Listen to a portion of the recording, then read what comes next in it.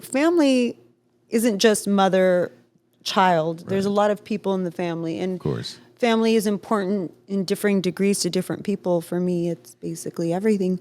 So to say that someone lacks family values because they didn't have children or they didn't raise their children from adolescence, I think it's a pretty shitty comment, and I disagree. I mean, sure, rightfully so. I mean, I'm not attacking you or I'm not upset with you for saying it. I just think that, good. I just think that it's not really a proper way to think of family values, in my opinion. But you're talking about an individual who's okay with puberty blockers, who's okay with children transitioning at a very young age, somebody who thinks that all this testosterone and estrogen that's given to either one of the sexes can be reversed. No, none of that can be reversed. She's okay with the government funding that because they're not her children.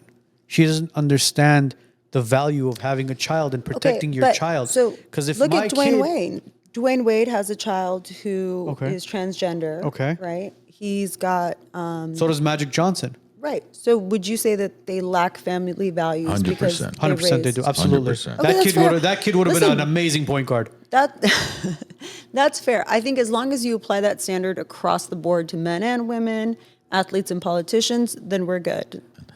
Joe Rogan made a fantastic comment about that. I forget who he was when he was interviewing J.D. Vance.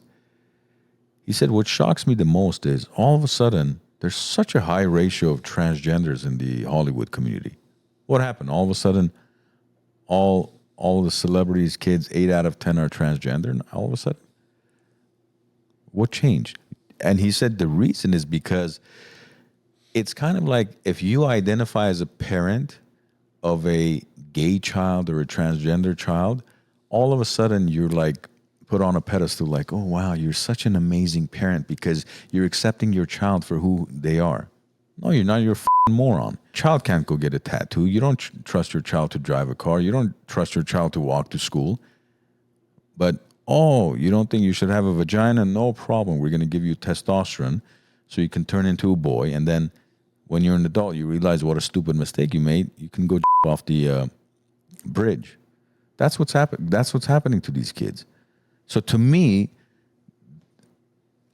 there's zero respect, negative respect, like I said.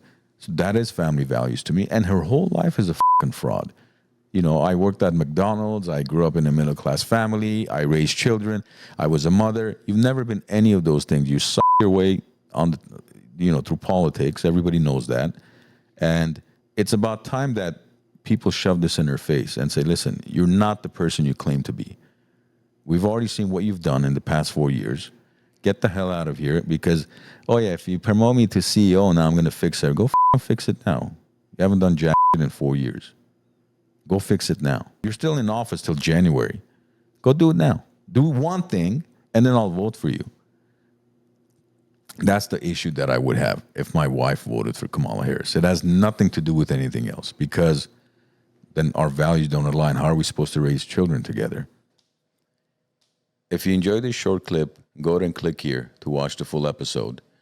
And make sure to click here to subscribe to our channel to watch all other episodes of the Wise Nuts podcast.